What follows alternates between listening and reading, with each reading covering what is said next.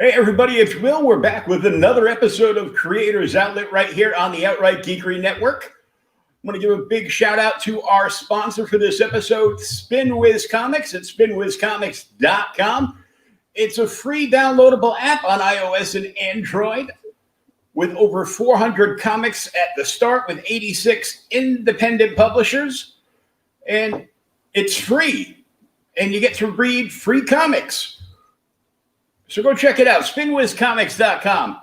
Right now, we are joined by comic book artist extraordinaire, Guy Dorian Sr. Welcome to the show, sir. Well, thank you for having me, Williams. Very nice to be here. Now, of course, we all love your backdrop, but you've had what seems to be a heck of a comic book career so far. Well, I have, I wear a lot of hats in the industry, though. One thing that has made me a bit broader in the industry is that for the most part, I'm a creator. I have worked at Marvel and other companies. I worked for Marvel Entertainment. I worked in the toy industry, game industry, everything. But I decided to be my own creator and work with companies like PKMM Entertainment, Matthew Pilata, and Sandy and John Carpenter, Sandy King and John Carpenter, with Storm King Productions, and work with IDW with my buddy Chris Ryall and Sal Buscema. And so I've pretty much, for the most part, with at least John and Sandy and with PKMM, been still a creator of the things that I do. I have always, I'm an editor too, so there's books out there that I've edited, and didn't, that was the thing, but I usually guide things along. I create, because one of my favorite creators was Jack Kirby, and I wanted here, I'm not, one of the things I do is draw, but I edit just as much, but I create more than anything of all. So for me, that keeps it fresh for me because I love creating. And if I go work just at let's say I say, I'm going to go work at the big two, which might still happen someday. If I choose, I want to go there and we could figure out something that I want to work on and that they want me to work on.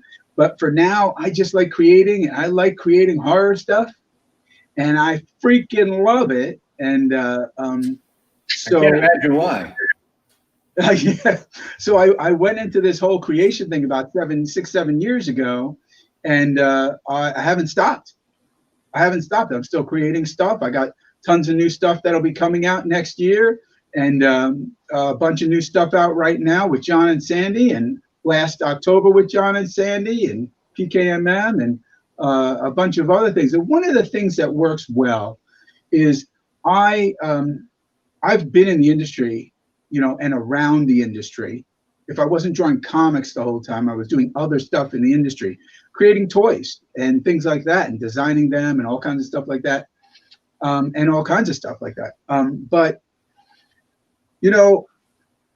getting to create like this is, I can't see doing anything else besides enjoying the hell out of that.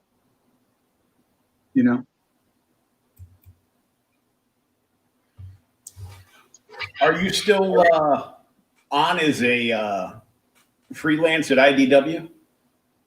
Well, this is how it works. When you're freelance, you're not really on. Freelance work, you could be working for Marvel for your entire life and you're not an employee. No matter how many hours of work you do, you're not an employee. You're always a freelancer. So that's the answer to that question. I'm always a freelancer unless I sign a contract for a specific time, and that's usually only a specific time for a book or a novel. Then once that's over, it's not like you're not working with the company. You're just still always a freelancer.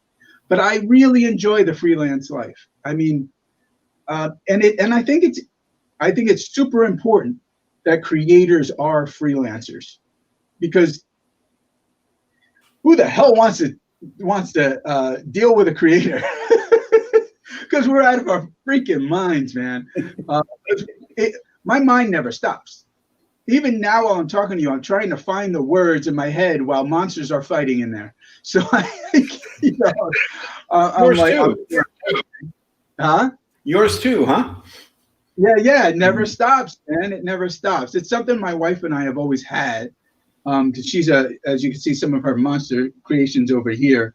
She's a sculptor, and her and I have been watching horror since we first started dating 3 years ago or whatever it was. So I mean, but I'm not just horror. People know me for mostly right now for working with John and Sandy for a book I put out last year. Well, a PKMM Entertainment and Matthew Pilata put out last year was called Core, Controlled Organic Robotics. And that's right. That's what I was getting at. The people I work with.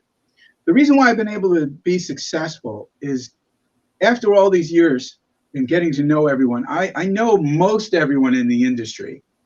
And at this point, I've worked with most and many of the greatest inkers and illustrators and of all time, including Louise Simonson over the last 5 years, I guess, 4 or 5 years. We've been doing works with Sandy because I had met Sandy at a con, and she was across from our booth, and I saw her setup, and Sandy has this picture of her like this, with like, I don't know if it's a crystal ball, I can't remember, but it's a picture of her like this. I'm sure you've seen it if you go to the website or whatever, but it's so mysterious and she's so inviting. And I went over to her. She was the most intelligent, strong, awesome, inviting person I've ever met, without a doubt. One of the best. And I was so relieved at that. And we had mutual friends in Walter and Wheezy, Louise Simonson. So, I had always wanted to work on that stuff. And I saw John's name there too. And I was like, wow, this is, John's one of my favorite directors of all time by default. He had always been, everything, because being a horror fan, everybody always saw me as a superhero guy because I draw superheroes really freaking well. Mm-hmm. I mean, like, I could draw superheroes really well, but I could also do body horror monsters, like that's what's happening lately with commissions. People want me to do all kinds of crazy stuff. And if they're smart, they're going to ask me to draw a monster. Not that I can't do all the other heroes, but I'm just really, really great at doing monsters. But man, working with her, I said, hey, Wheezy came by. This was a few, like I said, like 4 years ago or something like that. And we were at New York Comic Con. And I said, you know what? I'm going to ask Wheezy to work with me. And Sandy said, okay. I said, Wheezy, do you want to work together on a story for John and Sandy? And she said, yeah, let's do it. And Sandy said, yeah, let's do it. So since then, every so often, we've been putting out stuff every like 2 years. So we worked on Tales for Halloween. The first thing we did was Tales for Halloween Night 3. And my inker through all of that, almost everything that I've done there has been my buddy Sal Buscema. He is, if you don't know him, he's a legendary comic. I know him. You know him, right? Yeah. Yeah, he is a legend, an absolute legend. And I can't say any different about Louise Simonson, who was just inducted into the Hall of Fame, and rightfully so. So I thought, man, what a great thing this would be for me and Sal and Wheezy and John and Sandy all getting together. I mean, it seems like a winning combination, and it is. We'll probably be doing some more work together soon and for next year and such. But we just had a new series come out. So, it's been pretty good. But as far as the industry, I know everybody, so they all came and got involved. I mean, like, we're talking Joe Sinnott. We're talking Herb Trimpe before he passed away, who was a good friend of mine. Love him, miss him. And I mean, just everybody, Larry Hama, Jesus, I could just go on and on and on and on. And Neil Adams did a cover, Kelly Jones, Bill Sienkiewicz, Michael Golden did more than one. Jesus, Michael Royer was involved. Paul Galassi, and I could keep going on and on. Bob Wyacek, and of course my main inker of Scott Hanna, my main inker of all time, Sal Buscema, and we've been working together for a long time, literally like 60 years. So I would suggest I'll talk about what they are so that people can go and pick them up if they haven't seen it yet.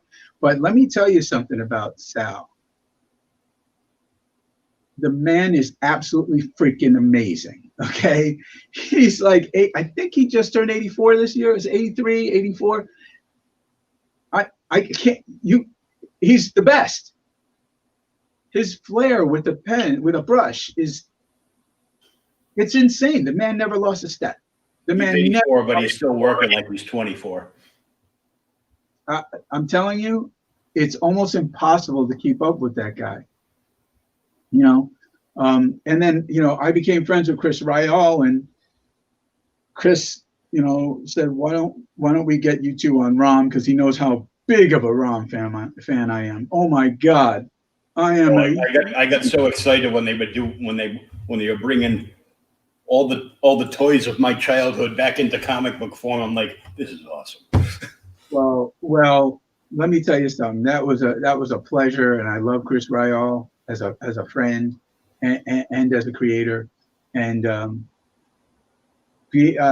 getting a chance for him and I and Sal to get together and do works together, especially on ROM. Man, it's cool. We still have some stuff coming out. We'll have another ROM Dire Race coming out. So everything that's going on in the industry, in the world, kind of put a stop to this. But I won't even talk about that. We'll talk about positive stuff, because Sal, Chris, and I still have another ROM Dire Race on its way out, and I guess they might put it all together. So there you go. What do you got? Shoot, questions. Boom. It was funny that you mentioned Scott Hanna, because I had him on just the other week. Scott is a great friend of mine, and he's so humble. I think he's inked more pages. I think he's inked more pages than anyone in history at this point, really.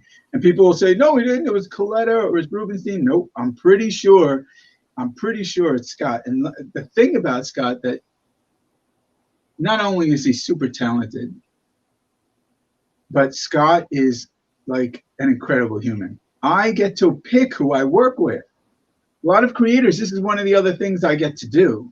I'm usually the boss on a lot of the projects. I'm usually the editor. So not only do I collaborate with them, if you ever see Guy Dorian Penciler, that's not the case. It's never the case. It's usually Guy Dorian creator, partial editor, and illustrator. Okay, I just refuse to ink. I'm really, really good at inking, but I just don't. I just want to focus on my thing and get to collaborate with some great guys like Scott. Scott Hanna and I have worked on. He worked on Core as well, and he worked on ROM with me, and he even worked on Hyperbreed, which was the recent thing out from Storm Kids from John Carpenter Presents, and there's been things going on in my life that have affected my wife that has slowed some of the production down, but it'll soon pick up again. And Scott is an absolute brilliantly amazing human. It's you worked on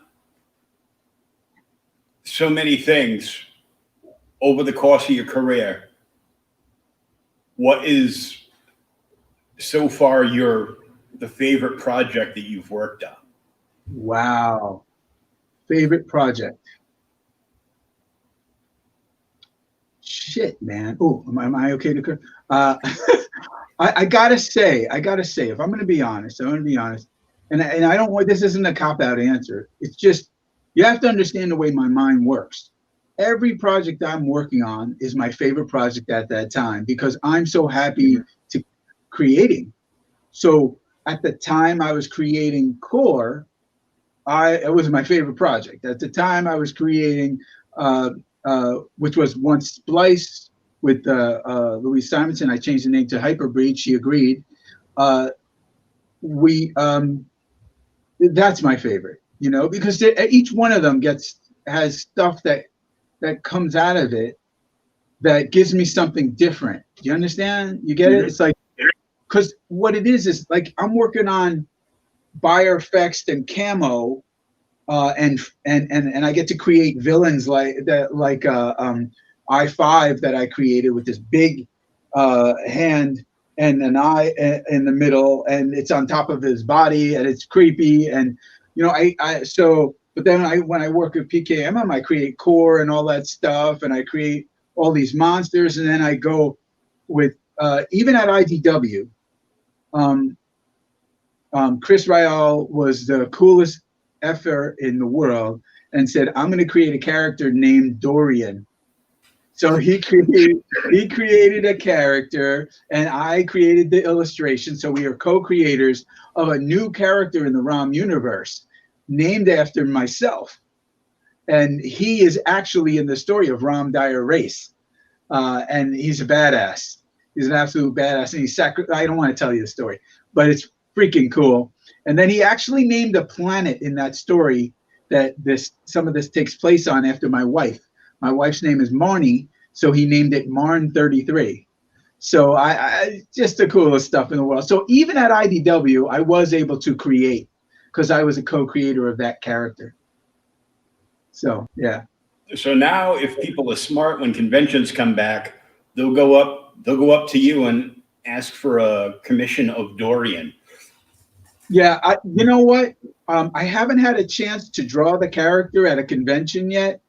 So whoever the person is who commissions me first to do Dorian, an official ROM character now, forever and ever.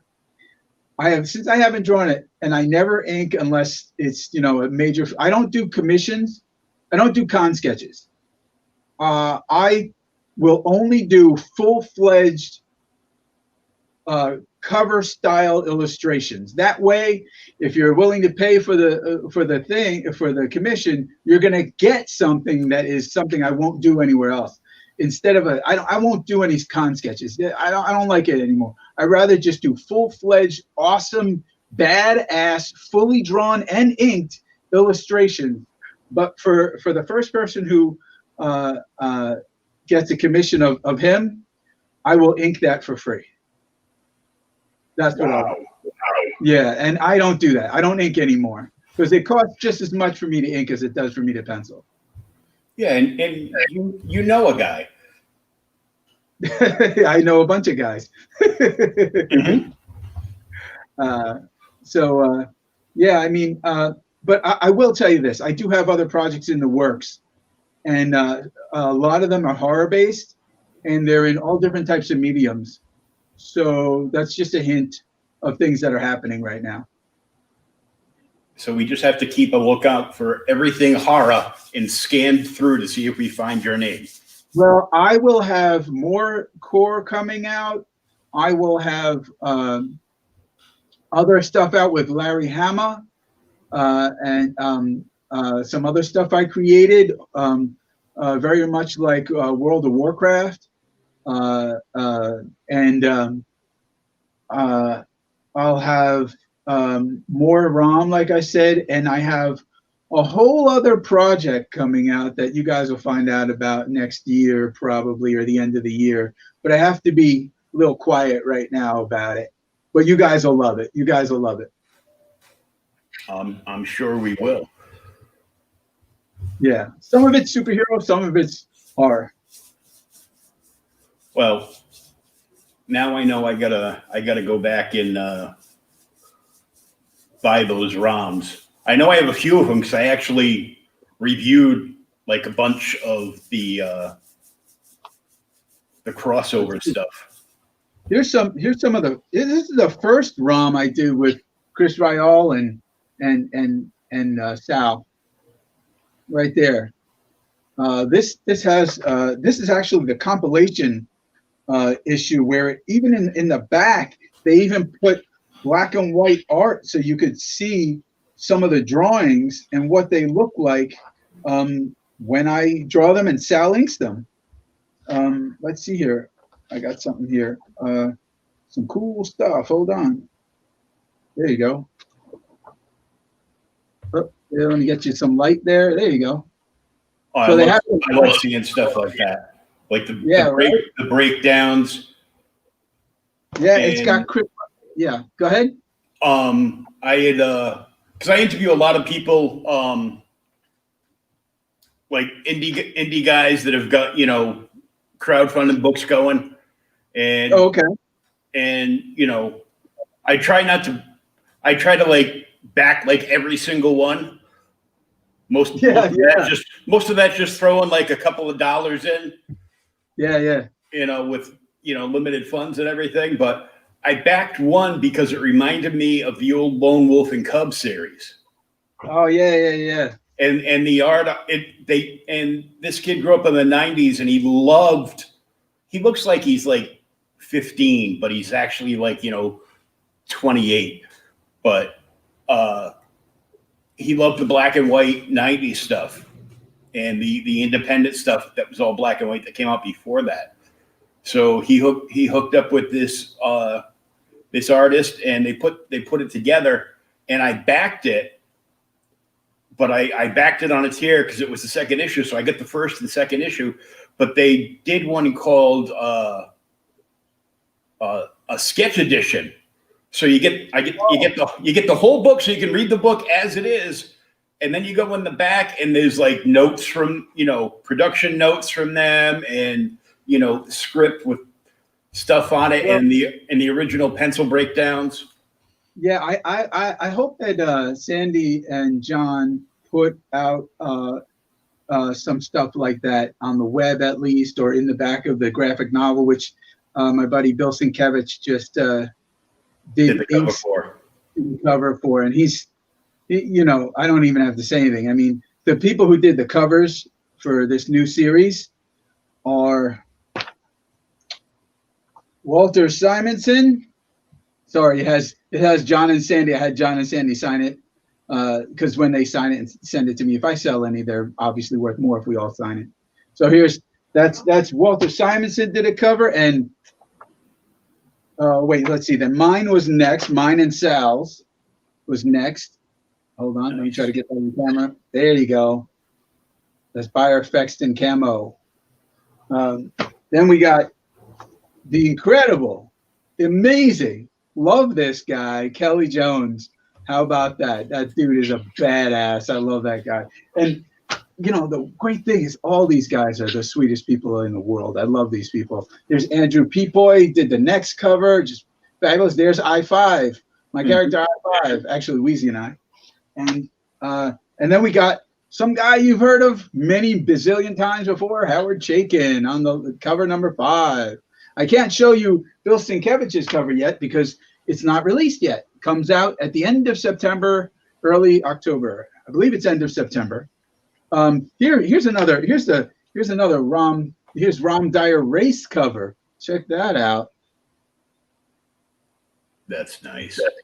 That's Dorian right there. First appearance of Dorian on a cover, right there.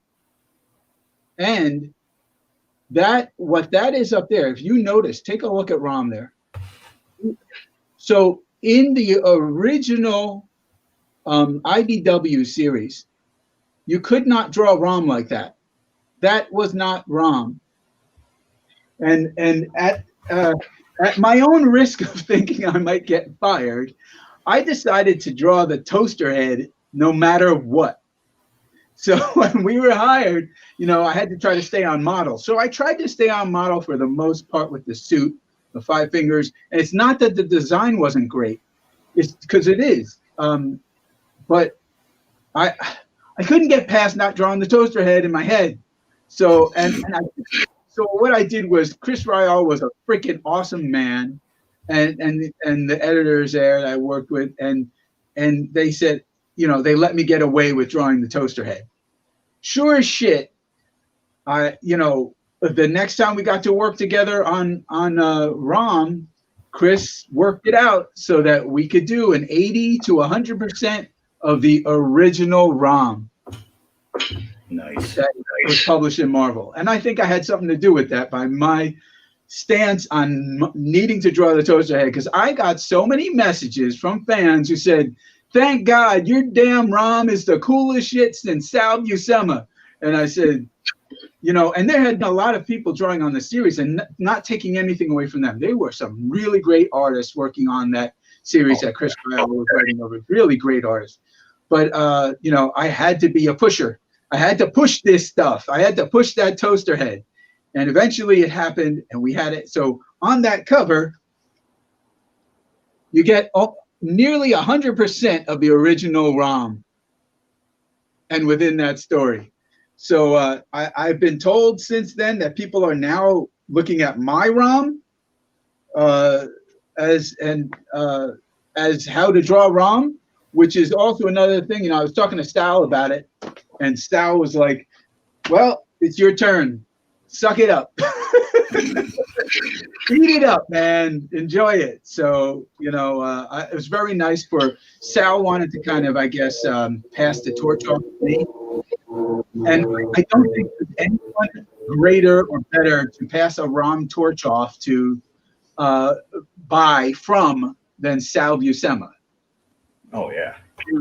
No matter what, Sal Buscema is the ROM artist. No one will ever be the ROM artist besides Sal Buscema. I'm saying that to everyone out there, and to me too. But it was very nice for Sal to pass the torch along and say, you're the guy to pass the torch along to at this time. Here you go, man. I'm so happy for you. So, and then let's work on it together, of course, since he's my inker. So I was like, dude, couldn't be better. So Chris Ryall made a dream come true for both of us, for all of us, and I'm so happy to have Sal as my inker. It's just, I worked with everybody, and, it's just brilliant to have him ink me, Oh yeah. It's just the amount of talent in the pool just for like one book is just insane. Yeah, man. I mean, you could buy the Hyperbreed, Storm Kids Hyperbreed, John Carpenter Presents, Sandy King, Storm Kids Hyperbreed, for just the covers, and you're getting a good. You're getting a good deal. I mean, if you pay full price for the books, you're getting a good deal. I would suggest you go to the site and buy the signed copies, because they actually sell signed copies by John Carpenter and Sandy King. So, I mean, and then you go to a convention and you get them all. So the next time there's a convention, if you buy it, you bring it to me and I'll sign it, and a bunch of other people, Bill Sienkiewicz, Kelly Jones. I mean, you can't go wrong with these autographs. Oh, yeah. Louise Simonson, alone. Fantastic. I love her. She's another sweet individual and great talent, and actually here's in this book was this is Tales for Halloween Night 5. It was the 5th year anniversary that this is the graphic novel, and I have a friend of mine that my brother Ian Dorian worked with on a full series called Law of Resistance. His buddy Bill Sienkiewicz. So Bill and I decided to work together on a story in here, along with a really great guy who works sometimes in my studio and on his own for me as his own illustrator, who is absolutely phenomenal. And his name is Jeff Slemons. If you haven't heard from him, he's more of an independent illustrator. But let me tell you, man, this guy can draw, paint, ink, you name it. He is one of the most phenomenal talents I've ever gotten to work with in the industry. And if you don't know him, check him out, because his name should be along with all of ours in this, in all these things. You know, I hear my name going now all the time with all these big names, and it's great, but Jeff definitely deserves it. You know, he's a steadfast, incredible talent that he, you know, if I had some things come up that are hard on me here or there over the last 8 months and stuff, everybody jumps on board to help out. And Jeff and Scott Hanna are two of those guys who's just like, hey, we got your back, dude. And they come through. And you should look him up, Jeff Slemons. But anyway, in this issue, I got to work with Bill. And Bill Sienkiewicz and I we did our first work together, collaborating. And I gotta say, you know, when I look at it, I smile, because, you know, I've known Bill for years, but working together is a little different, you know. When you work with someone, you know, you can be friends for a long time, but you know, and the writer on this was a writer who's been working with Sandy and John for a while now. His name is James Ninnis. Fabulous writer. But anyway, you want to pick this up. Not only does it have incredible talent in this book, but it's the first time Bill Sienkiewicz and I worked together.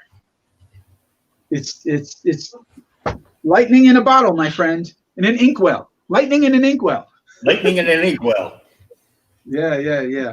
Yeah, I met Bill for the first time, I think, about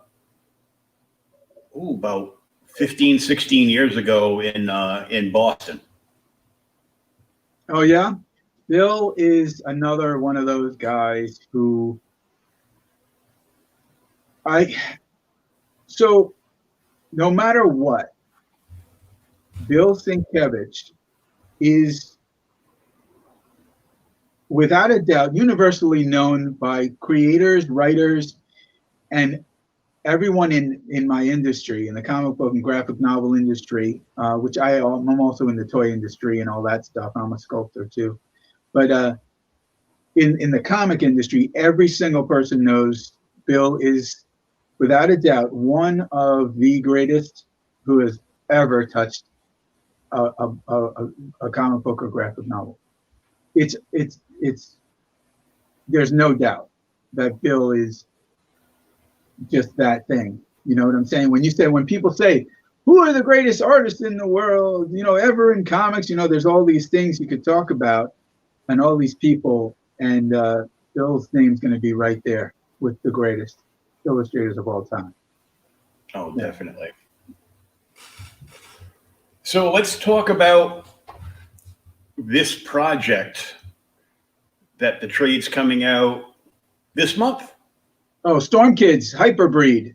Yeah. John Carpenter presents Storm Kids Hyperbreed. So, Hyperbreed. Brief history.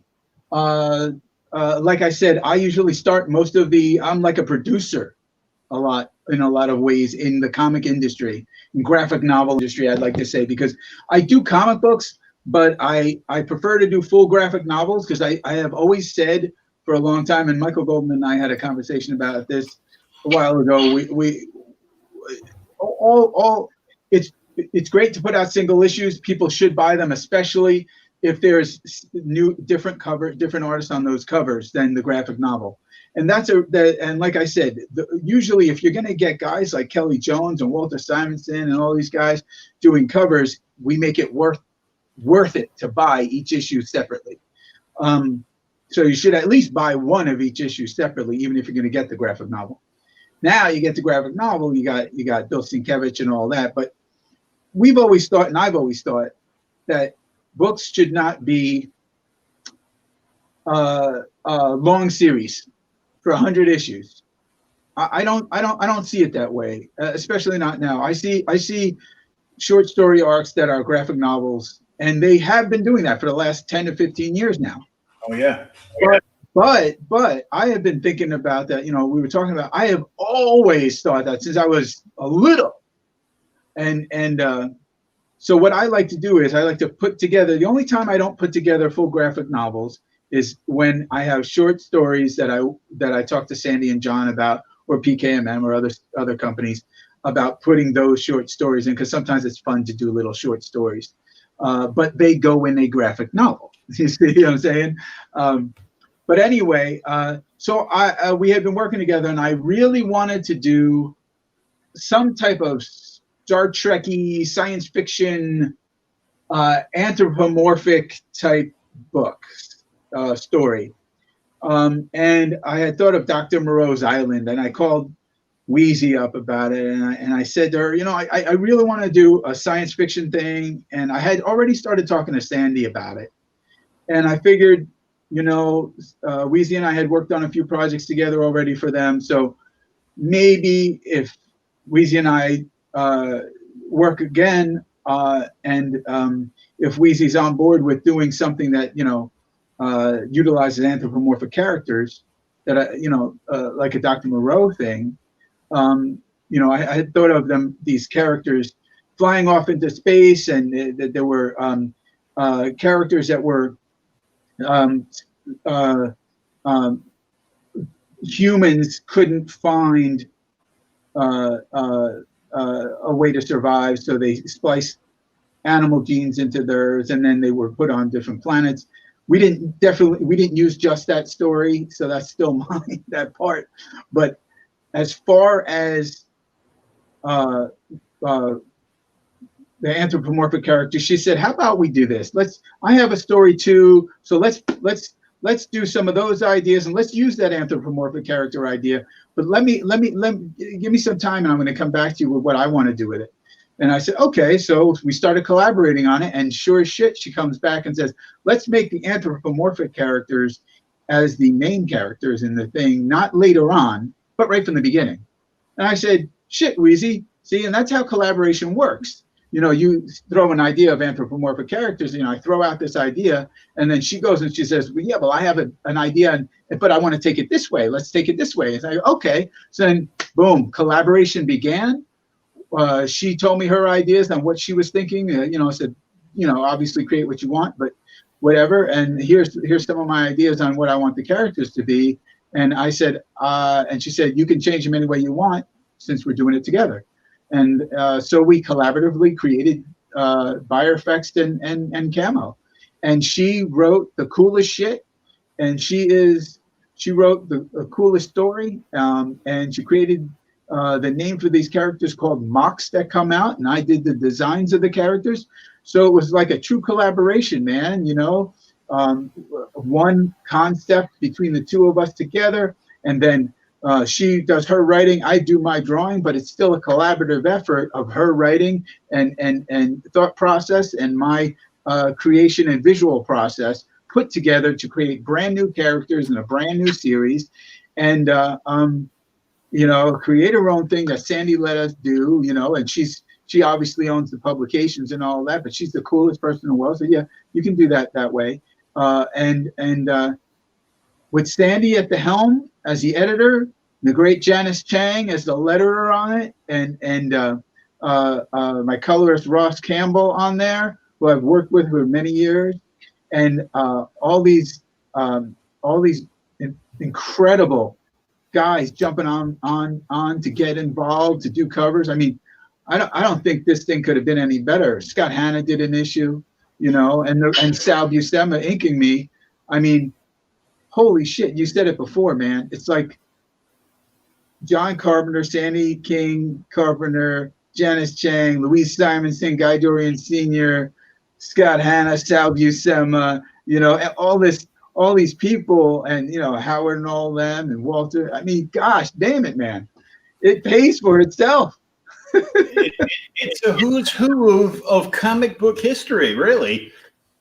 Yeah, I know. And you know, the greatest thing that I could say is that, once again, and I can't praise Sandy enough, she is like one of those people who doesn't treat creators like they're not creators.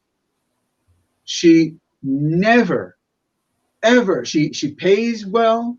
She treats you well. She's stern. She's stern. I got yelled at once or twice. she's stern, and I will listen to anything she says because she scares the shit out of me. But you know, she is an absolute amazing professional and such a visionary wonder for the industry. And she does what I love. She does horror, and man, I can't tell you how great it is to have someone like her say, "Yeah, you guys do what you want. Do what you want. I want you to have creative freedom. Do what you want, and let's do this." And she backs it up. She backs it up with everything. She promotes it. She makes trailers. She has Liz does all the promotion, and there's a guy Sean who does everything with the company and as an assistant on that and everything, and a few other people I can mention. But man, I got to tell you that company is going to be here for a long time, and for her to say yes to all the creators that I wanted on these covers and everything that we all put together. And she went and asked, and she hired, and I mean she really held it all together to the end. And then I got to tell you, she is just absolutely brilliant to work with. Well, I know because a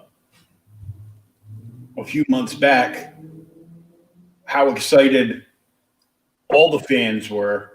Both horror and mainstream, and me specifically being a diehard.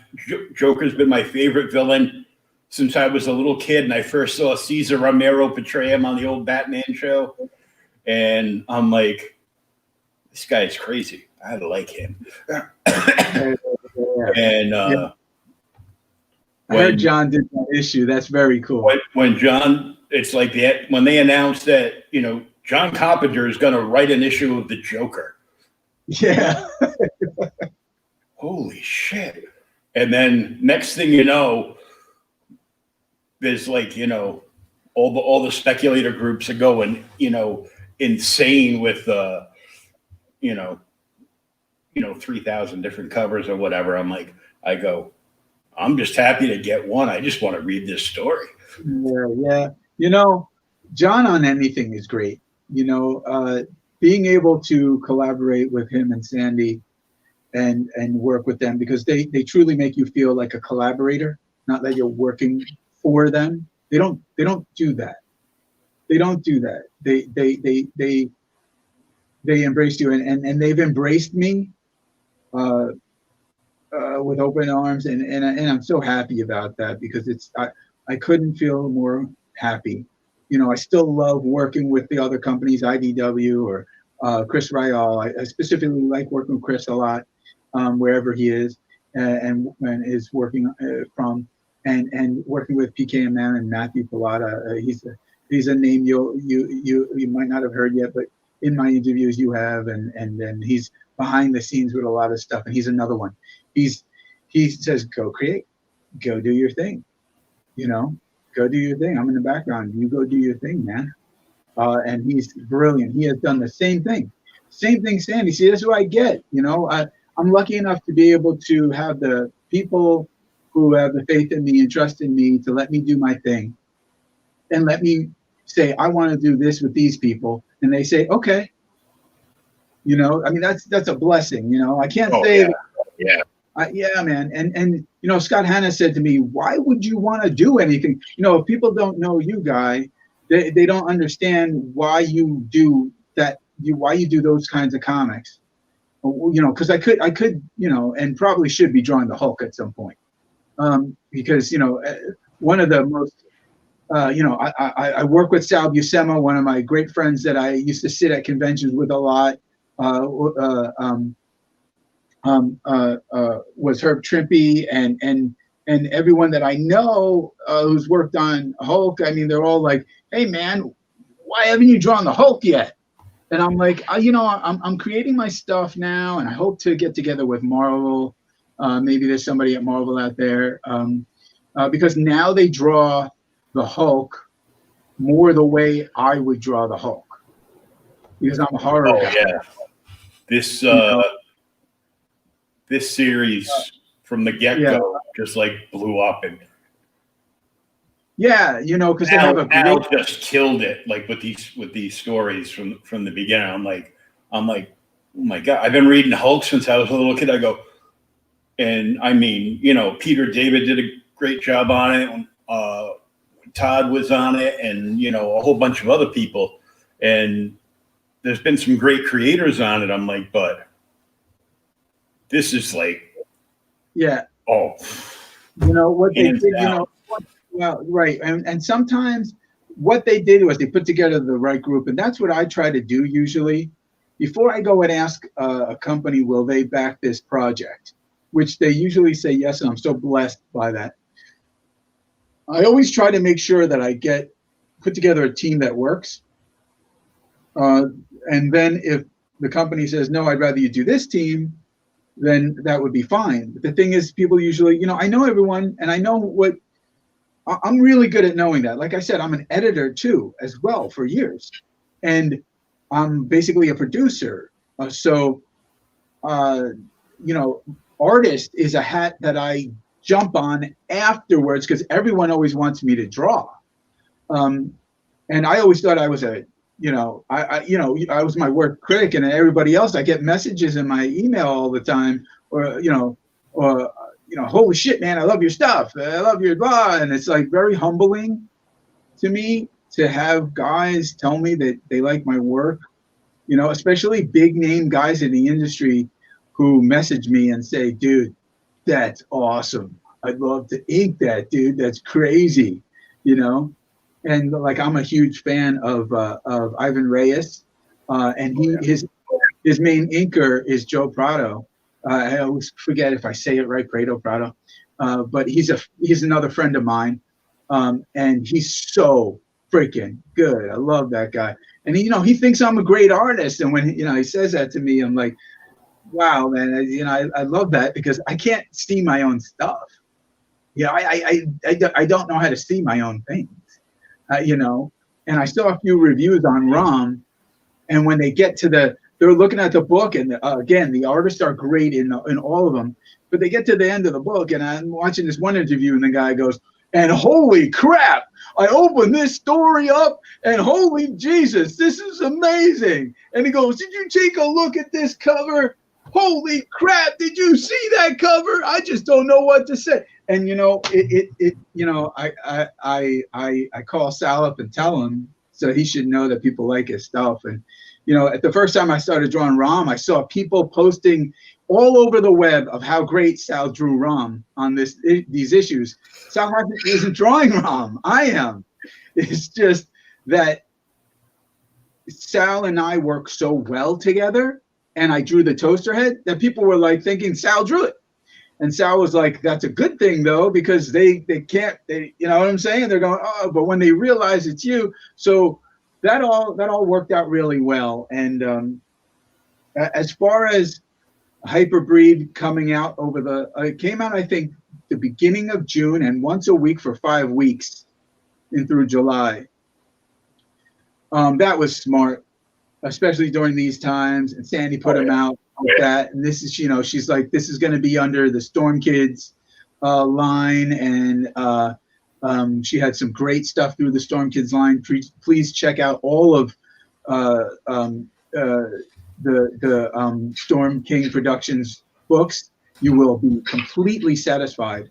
But, this is a new thing for her with this Storm Kids. And I was really glad that I was one of the main, what would I call it, starters on that series. And Hyperbreed, the name was something different before, and I wanted to. This is how Wheezy is so awesome. I said to her, I really, really want to make the name a little different, and I wanted something that, the way I see it, I'm a hyperactive son of a bitch. Okay, I don't stop. And And I'm the same way with everything. I did boxing for 15 years. I'm a martial artist for 47 years. And my main thing is I'm a pugilist. I'm a fighter. And I'm the same way when I draw. I think of rah, rah. When I'm drawing, it's like this. I can't, I have horrible eyesight, so I can barely see what I'm drawing most of the time.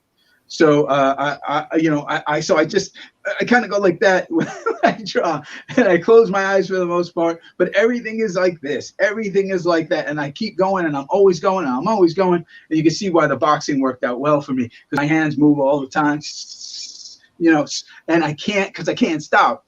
And I thought to myself, these characters, they're like me in their hyperactivity.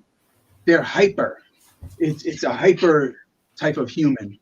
So I thought, and they're a new breed because they're not really human, but they were mixed DNAs of different creatures and stuff, rather than just humans. But it was a anthropomorphic, but animals, and so I was like hyper breed. So I pitched it to them. Hey, can we make this hyper breed? And I waited for Wheezy, and Wheezy said, yeah, sure, why not? And Sandy was like, yeah, sure, why not?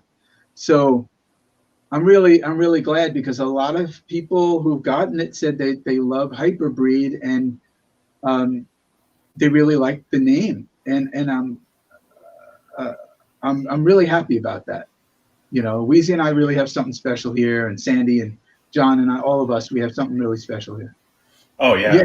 I sat down over the weekend, and because she sent me a PR copy for review, and I sat down and started reading it, and I didn't realize it was the trade that's coming out later on this month. I'm like, wow, this book's long, but it flows so fast. Yeah, she moved it along fast. And you know what she said? Let's not waste time with a lot of stuff. Let's just get into it. And she got into it, I loved it. I think there's another series there, though. I really think there's another series there. Because, definitely. Volume 2, right? For sure. Yeah, right. A lot of people ask me that too. They said, "Are you going to do another series?" And I said, "Well, I that's up to John and Sandy. I'm sure Weezy would jump on board if John and Sandy said hello, and I'm sure everybody else involved. There's another artist that I might want to get involved into it as well." But I won't talk about that until that happens.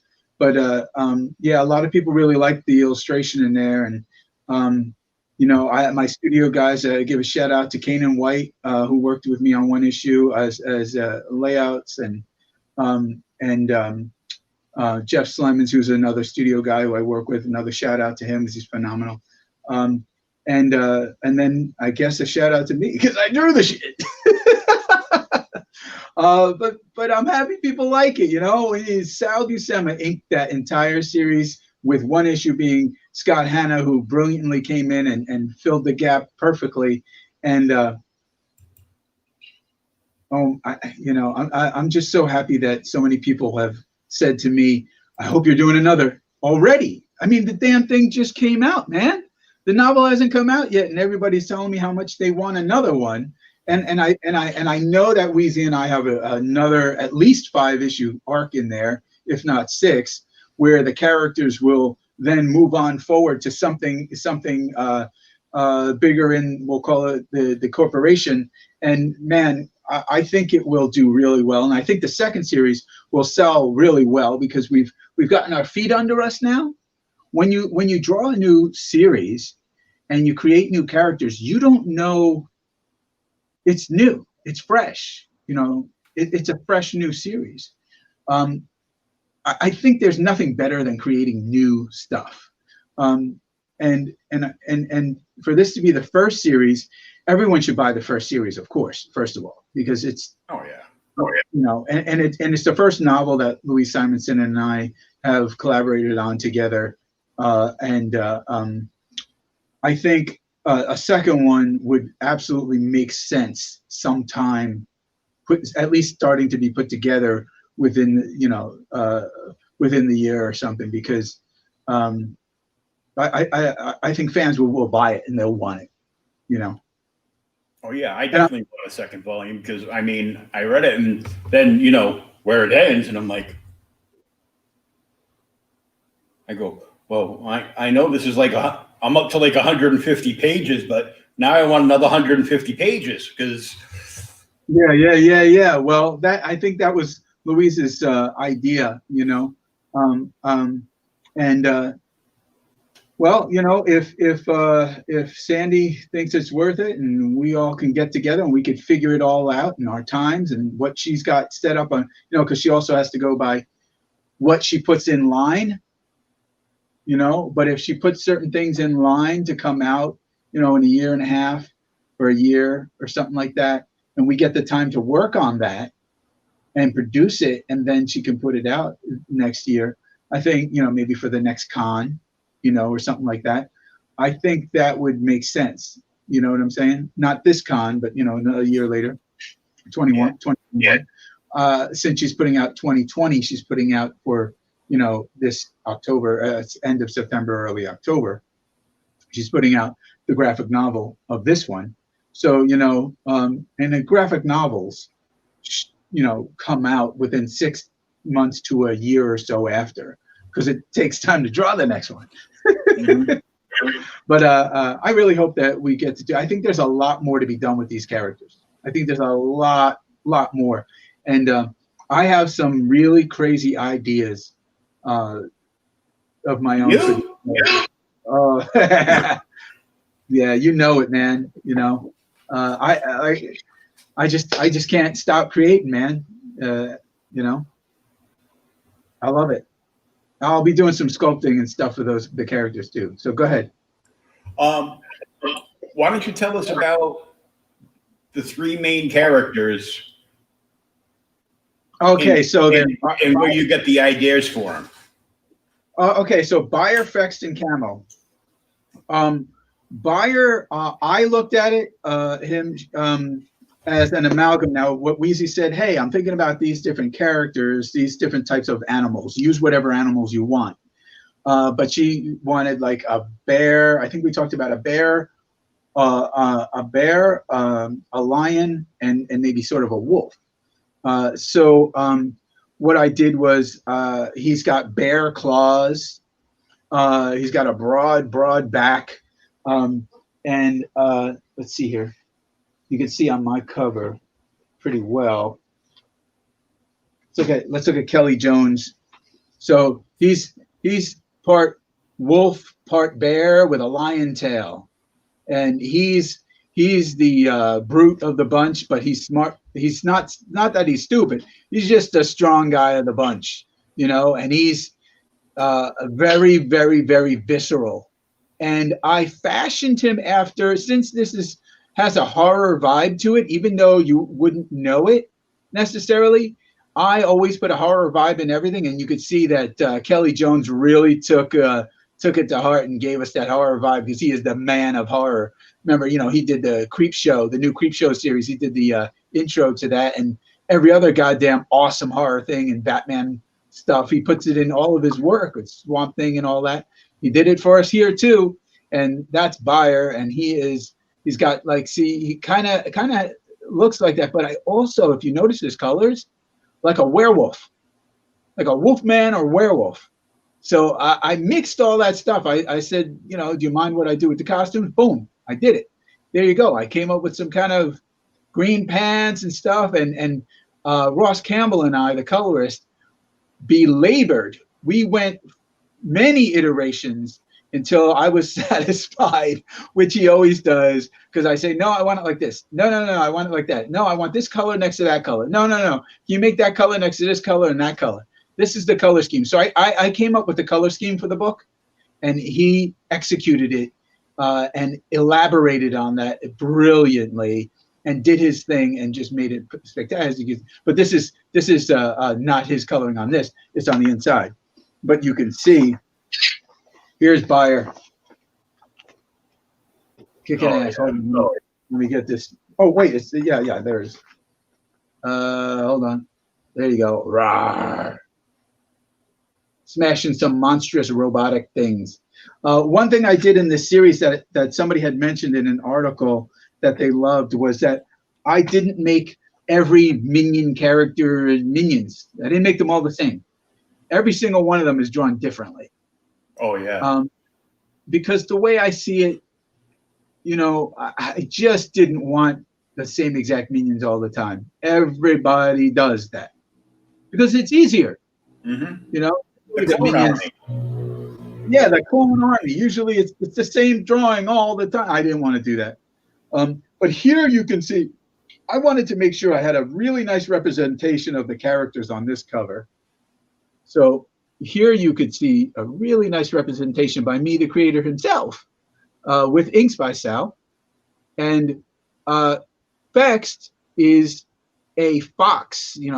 Wheezy said, I want this chick to be not just pretty, but foxy. She's a fox, and she has this kind of weird power that she glows whenever she wants. She illuminates energy and light, and she can jump around, and she's like the acrobatic.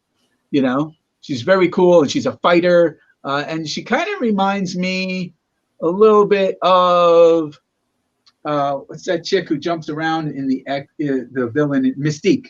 Kind of like Mystique in that way. Oh, yeah. She's a badass. But she's a star. With humans, she's a star. She's like a internet star, and people think she's gorgeous and all that. And she's very popular. And now you got Camo down here. There you go. Sorry, my copies have John and Sandy's autographs on it.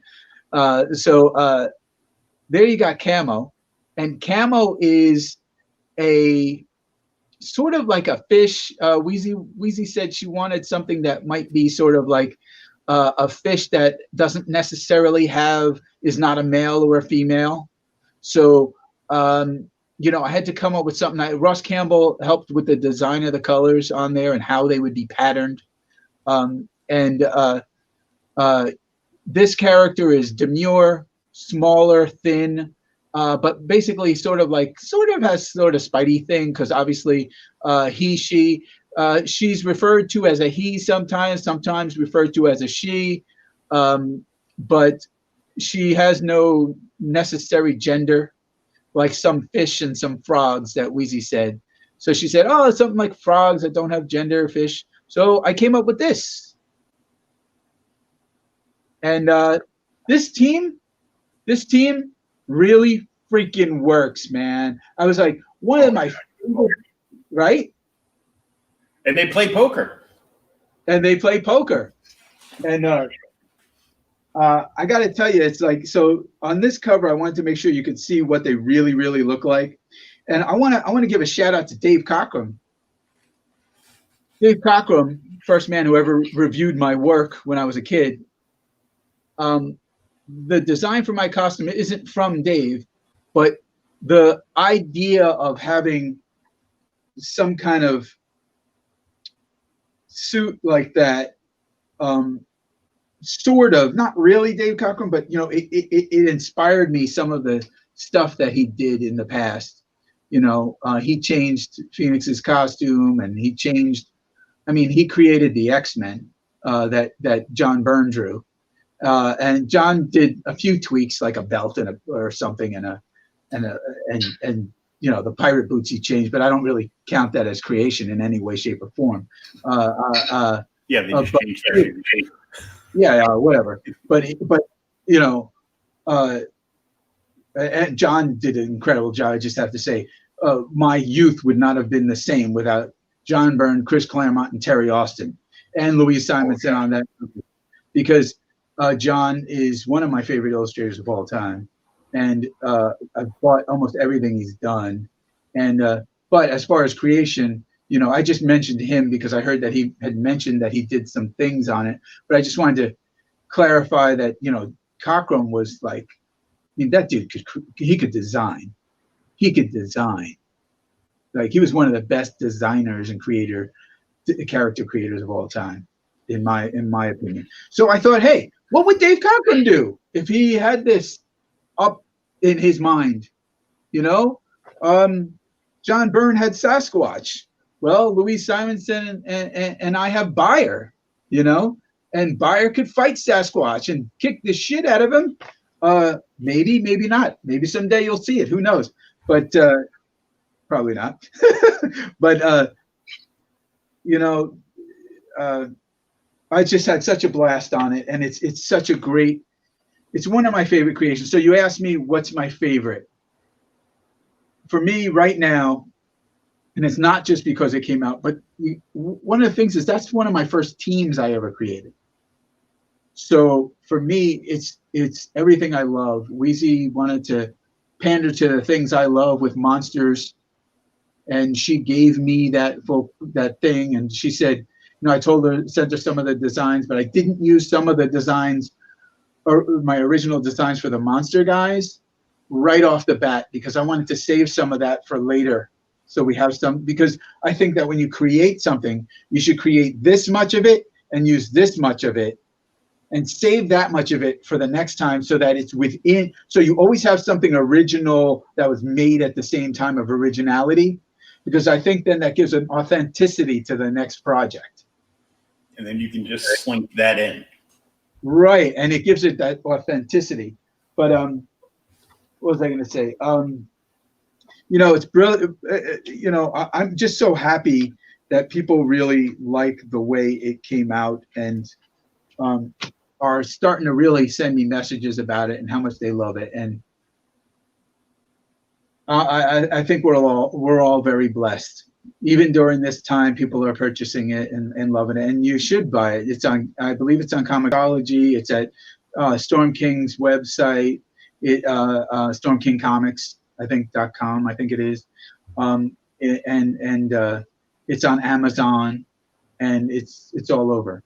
So and again, to be able to create a series, Louise and I as creators of a new series, and Sandy just being all that she was for it in the way that she was, and this light that brilliantly, you know, pushes the book, sells it, you know, she produces it all, she puts it all out there for everyone to see, and she's always a creator. She always gives us all the credit due, and promotes the hell out of it everywhere. I think just, you know, and John going, yeah, man, yeah, cool, you know.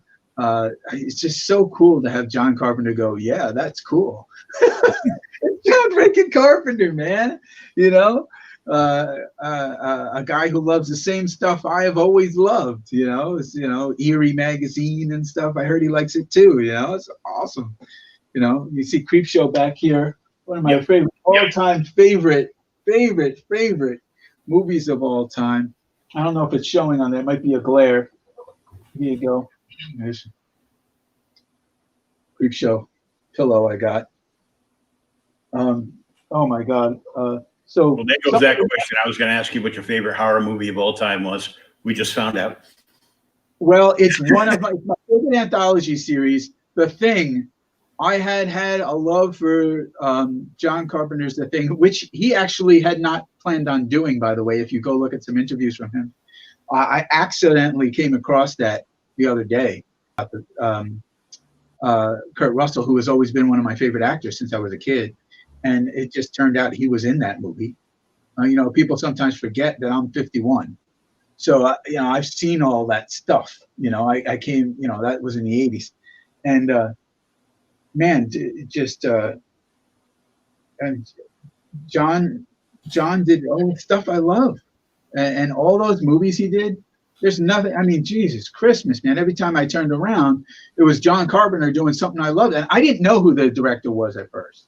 You know, for a lot of things, you know, I don't look at it that way. I don't go, oh, I want to follow this director or this. I just wait to see what comes out. If I like it, I like it. And sure as shit, everything that guy makes, I freaking love. You know, I had always been a Rowdy Roddy Piper fan, and then there you go. He's in one of John Carpenter's movies. And I'm like, holy crap, how did this happen? Every time I turn around, John's doing something I love. One of my favorite series of all time, Halloween. And damn sure as shit, of course. And I'm just so happy. You know, I'd like to work on that someday. Actually, just I don't really do fan work. I don't want to work on that because I'm a fan. I'd rather create stuff. But certain things, you know, I'd like to. I would like to be involved in something with Halloween in the future, whether it's a TV, movie, comic, graphic novel, something like that. I'd like to do something with that someday, simply because I love it. You know, I love Friday the 13th, Evil Dead. Oh my God, come on, Sam Raimi, that guy is so entertaining. You know, Bruce Campbell. Oh man, I got a little story about Bruce Campbell. I love Bruce. So a buddy of mine, Spat, he used to run Wizard World, and I was kind of grandfathered into Wizard World at one time, and through Carbonaro and his Big Apple, which then was bought by them or whatever. Anyway, by Wizard. So Spat says, "Hey man, I know you love Bruce Campbell and Evil Dead, right?" I'm like, "Yeah." He goes, "I got a surprise for you." I'm like, what could it be? So I know, I'm going to start this off before I say what happened was I meet and know many famous people, right? And I think of every single human the same. I don't think every single human's achievements are the same, but I think of every person as equals and whatever they do. And I just, you know, I've always been that way. I'm very genuine about it. That keeps me genuine with everyone. I don't think of anyone any different. So, damn dude brings me up to the green room. Nobody else is there. Take a look in here. Who greets me? Bruce freaking Campbell. Hey man, how you doing? I'm like, holy shit. Holy shit. And because I was unprepared, I was like, I could have said anything in the world to him at that point, and I was like, I am never like that, you know. But I'm meeting Bruce Campbell. The dude's fucking awesome, man. Oh, I'm cursing again. You might have to bleep that up. So he got me my chance to meet Bruce Campbell one-on-one, hang out, all that stuff. It was just pretty crazy. It's pretty amazing for me. I love him, and so Bruce Campbell is one of my definite all-time favorites. So I would say my favorite horror directors would definitely be John Carpenter and you know, anything Sam Raimi does, and there's a few other guys out there that I would say, but we'll leave it at that for now. And I hope to continue to work with John and Sandy a lot, you know, sporadically whenever we can, because we all have a lot of other projects. Oh yeah. So we have to put everybody together at the same time, you know, to be able to commit for, you know, 5 months at a time, you know, 6 months, 7 months, or a year, you know, because sometimes it could take a year and a half to do a novel if all of us have 4 projects, 7 projects, 10 projects, you know. It's you know, but she decides when it gets released, you know. Which yeah, because it's crazy because you can go through a spurt where you have plenty of time to work on this project, and then you get like 3 or 4 more dumped in your lap, and you're like, well, I usually don't have anything necessarily dumped in my lap, since I am a creator who works with a bunch of different people all the time. Mm-hmm. So, I mean, I could literally be working with 5 different companies at the same time on different projects and everything. That doesn't mean I don't give it its due. I do, but we talk about it and how it works. I have this opportunity many times, and I'm not super slow. Like you know, we all have our issues that come up, you know, but that put things aside sometimes, but that have nothing to do with comics. But but we'll get it done, and when it gets out there, Sandy will put it out there, and Matt Pilata with PKMM, they'll put it out, and any other company I work with, they'll put that stuff out. So I already have, lots of things on the fires all the time. Mm-hmm. But if somebody ever comes to me with a new project, and I feel that can be fit within that schedule, and I can get the right inkers on it or embellishers. Sometimes I like to work with embellishers, so that because I'm more than just an illustrator on a project. Usually I'm a creator and everything. I don't have to be the final illustrator if I have a guy who can embellish, because then I can work on this and I can partially edit it and get them going. And one of the things I like to do is, one of the other reasons why I create is I create a lot of the stories. I create a lot of the things that a lot of these people work on, or at least at the minimum, usually produce it by getting everyone together, coming up with an idea to put a group together to create something new, and then everybody gets to make money off of it, and everybody gets to have this project. Any projects you're seeing are usually usually it's me getting the project started. I'm a project starter, and then I get all these other people involved. So one thing that I like about that is I like to get as many people involved as possible, so that creators are creating, creators are working, and they're almost assuredly getting paid great rates. So one of my jobs that I think in my mind is a job is that I create new series that work well for the publishers and give them all these great things and great people and great art and great stories. And then I also help artists to continue working on great things with quality people at quality rates. So you could ask all these guys, they get great rates, I'm just happy to be involved in that,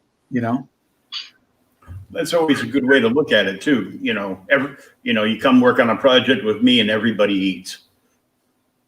Well, that's one of the other things for me in the industry that people know now is that, hey man, if guy's going to do it, it doesn't matter if it's independent or not. It's just, I'm going to make great stuff, or at least do my damnedest to make sure you have some of the greatest people who ever touched comics working on those projects, and with some of the greatest people like John and Sandy. Oh, most definitely. Yeah, now, I can't praise them enough. I've been dying to ask you about the mask to your left that looks like a bloodied out Joker that your wife made. This, my friend, you should be purchasing from my awesomely talented wife then, because this, if you go to freakside.com, I wrote it down. If you go to freakside.com, you will see some of my wife's masks. My wife is an absolutely fabulous sculptor, which literally she started sculpting 1.5 years ago. Wow. Take a look at it. This is all hers from scratch, sculpted and cast, molded, everything painted. And these are for really great prices. I mean, these are custom masks. And she literally sells them for like $80-90, some of these. And they're just fabulous. You look at this clown over here. This was her first ever clown design. First ever. And my wife has been quite ill for the last few years. And even while she was ill, the woman creates this and never did it before. It's insane. And we just out of nowhere. And I mean, she's got all kinds of things, keychains she makes. And this is a half mask. This is a full mask. And hold on, I got one of her most popular ones. Oh, there's an orc up here. I don't know if you can you see that orc back there? No, you probably, but yeah, over my shoulder. Yeah. Full on orc half mask. This one has been selling crazy for Halloween.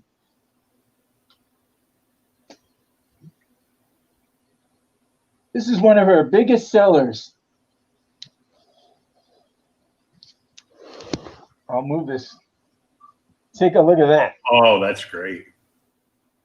This is one of her biggest sellers. She has been selling these. She can't make them fast enough. You know, they're just, I mean, look at how smoothly it flows with me. You know what I'm saying? It's such a great thing that she did, you know? And let's see if I could get you the orc over here. Hold on a sec. Let's see. Can you see the orc? There you go.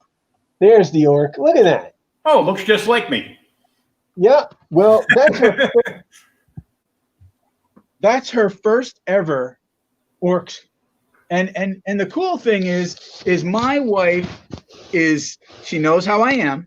I am very specific about quality. These masks are cast and they dwell for a long time. I mean, they're really thick and high quality, well done masks.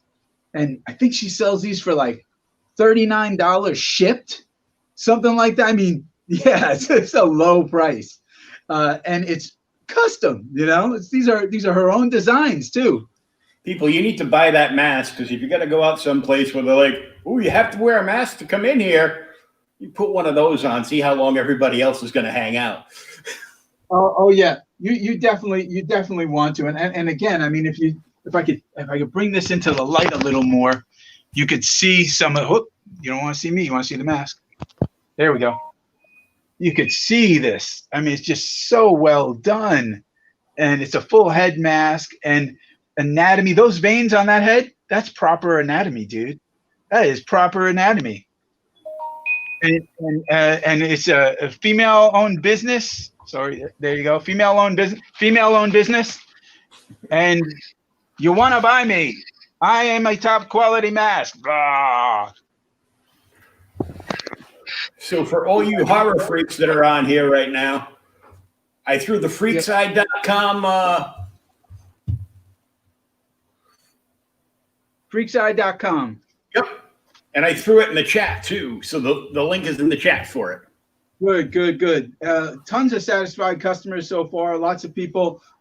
Sometimes they buy it from the web, and a lot of people buy it because they see me talk about it on an interview, and then they'll contact me directly. I tell them go to the website, but a lot of people, I guess they, you know, if you can contact me and you like my artwork, then I guess it's easier. Sometimes people want to do that, but whatever. I don't care. I don't mind talking to people, you know.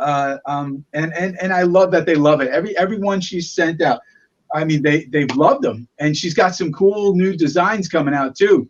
And she did a mask. I forgot to bring it in here. She did her own Gillman mask. That's so cool.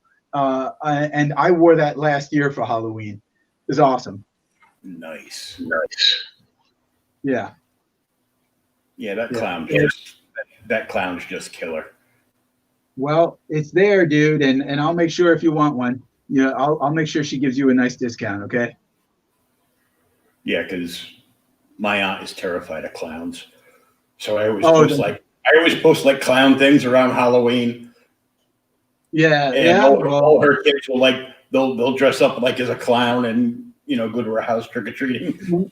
You know what? I said to her, can you please make some kind of clown? I don't have any kind of monstrous clown, so except for like things from It or whatever. Like I got some Migos and some NECAs of some of those characters, NECAs, and I have a Migo here. I collect figures. I have a Migo here somewhere. Oh, up there. There's Pennywise. Yep. I don't know if you see that. The original Pennywise. Yeah, I have that one. Here's one of her other masks. This was the first mask she ever did. Ever. I mean, this is the first time she ever sculpted, and look at that face. It's like real. It's like I just don't. We always knew, that she could do stuff, and then I have my Pennywise over here, and there's Spready right there. And this is my buddy in the horror in my movie room here, and a giant skull right here that talks. See how big it is? That talks. Yeah, it does. He says all kinds of stuff, and you should see the one day. Privately, I'll show you my rec room and my studio. There's all kinds of monsters and things like that, and crazy stuff out there. Oh, that's cool. Yeah, animatronics and stuff. Yeah, that's what my nephew's into, and I mean his whole room is, there's like in the middle of his bedroom is like a little twin bed, and the rest of his room, ceiling, floor, walls, everything is like 6 layers of, well, let's just call it the 7 layers of hell. Yeah, see, he would love my wife's stuff. Then he would love my wife's stuff. And I am going to, let's see, where is number 5, number 4, the Howard Chaykin one. Let's see, I am going to probably do a mask of my own of my character. Mine and Wheezy's, but she was so kind to let me put this character in here. I5. Oh yeah. Look at that. I posted this for Kelly Jones, for a bunch of people, and Kelly Jones, he wrote, "Damn, that you're a great designer, dude." And one thing is that I've always been able to design characters.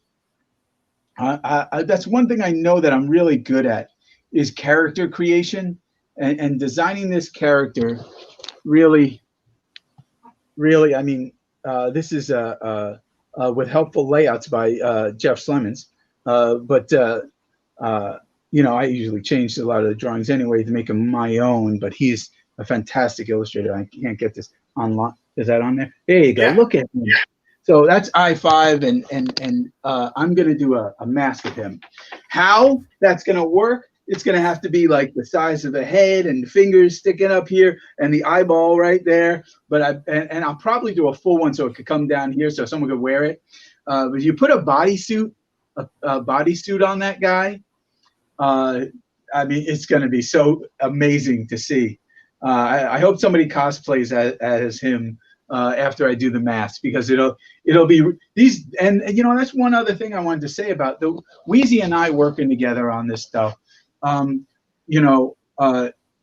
She is known for everything, Marvel and all that stuff, and and with us both, I started out early on at Marvel, but I was also a toy designer, game designer. I was at Marvel, and I was like, I saw Toy Biz there. They had their own office right next to John Romita's office. So I was walking out of John Romita's office, and I just bumped into John Buscema. And I'm walking out of, so I went from John Romita's office to bumping into John Buscema, who had just left there. And then right next door, on my way to Bob Harris's office, was Toy Biz. So I knocked on the door, and I knock. Hey, what is this? They're like, yeah, we're Toy Biz. We're owned by Marvel, blah, blah, blah. I was like, I want to work with you guys. I always wanted to do toys. So the first thing I got to work on was Silver Surfer.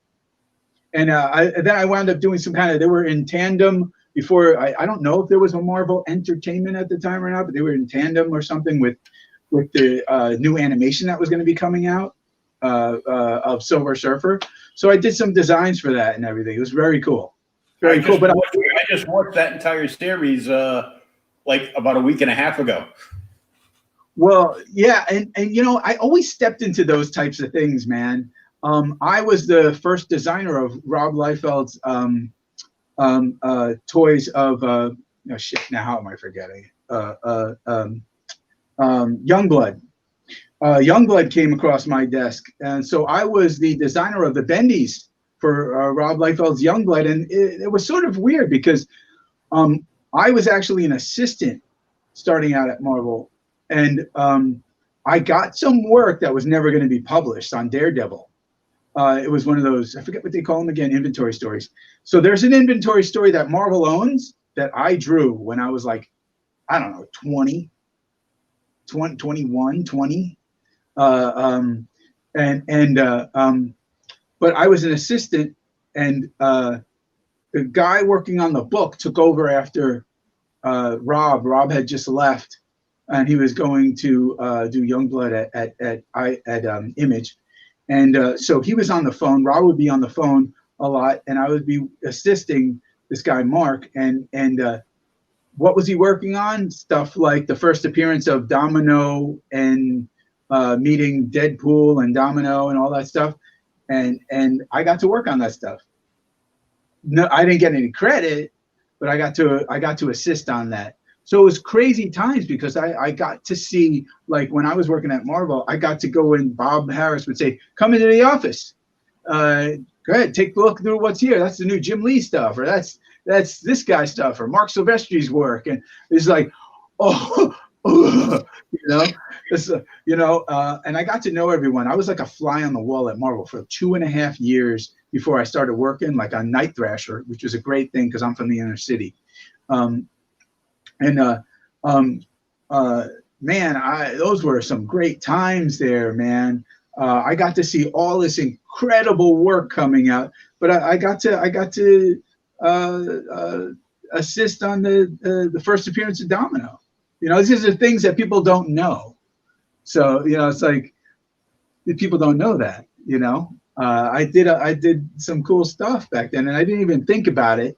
Like, I didn't know that Kevin Smith, I totally forgot because I was young, that if you watched the comic book movie by an independent creator, Kevin Smith himself, Chasing Amy, you will see my artwork there from right at the beginning. And it was, it was this character I created of some sort of she-like character that Billy Tucci had. And I had no idea what she was at the time, but I did know who Elektra was by Bill Sienkiewicz, and so I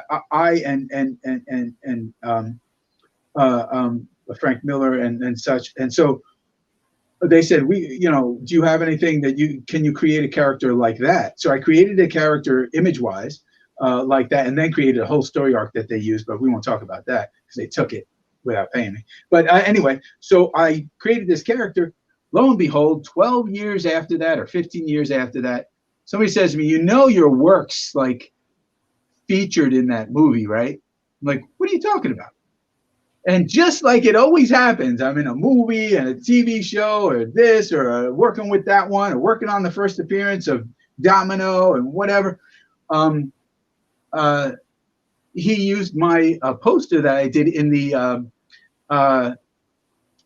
whole where they're at the what do you call it? The militant black guy, the black militant scene. Do you remember that movie? And he starts shooting the place up and everything like that. There's a character poster to the left of this, to the right of this, far right of the screen that stays there for the most part. And it's a character like this of an Elektra-looking character. That's my work. And I had no idea it was even in the movie. And I was like, oh crap, that's right. I worked on that. I just forgot. I worked on the Tick series with Fox and all the WWF before it was the WWE. If you like wrestlers, I helped design all the first Bendums of the WWF. And those were the beginning series of those types of figures that were figures like that. And I totally forgot. I didn't even remember. And then I found out there's this whole like museum for wrestler toys and stuff like that. And I was like, oh shit. So then I said, oh, that was cool. I kind of created that. And I had no idea there was like thousands and thousands of people who bought this stuff. And then all of a sudden I had all these fans from wrestling. I didn't even know that, I did it through Just Toys Bendums. Oh, that's great. Yeah, I worked on Power Rangers and all kinds of stuff. Hell, I even did the Three Stooges. I designed a way for this thing called pony trails that how the hair would go in, and I mean, I did all kinds of stuff, man.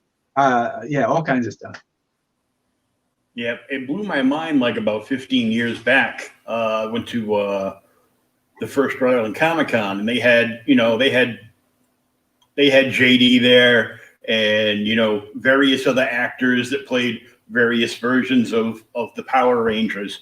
And I'm like, there's a line going around the entire convention center, and I'm like, yeah, man, what are these people standing in line for? And they're like, the Power Rangers, and I'm like, are you serious?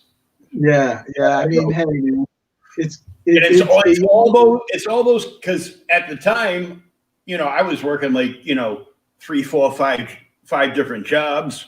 I was a nightclub DJ for like 35 years. No kidding. And but I'd work like all these odds and end jobs. Like I'd always like work at Toys R Us seasonally. So I'd start just before Thanksgiving. So between probably like the second or third week of October every year, I'd start.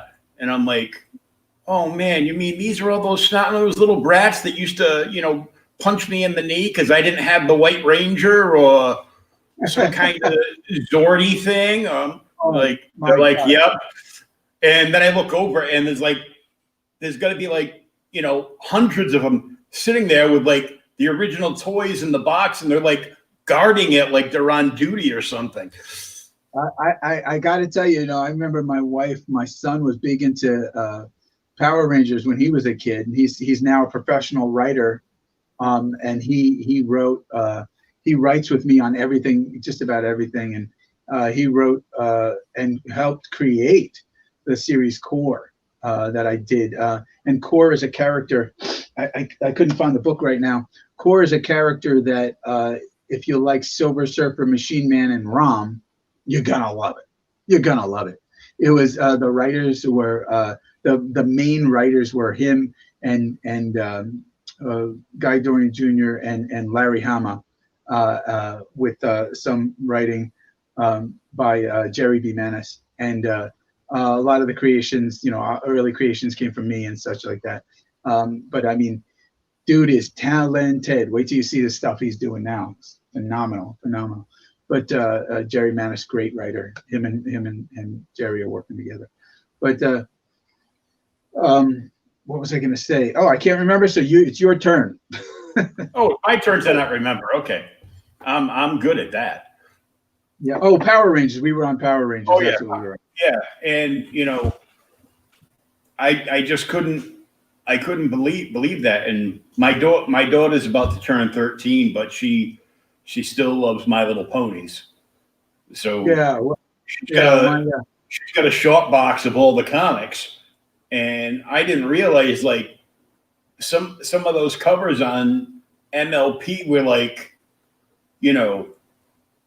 short ship or subscription only, and they were limited. If a store didn't set you up as a top tier subscription to order this cover or that cover, then you didn't get them. Like, I told my daughter, I go, well, some of these early pony covers are worth like, $40,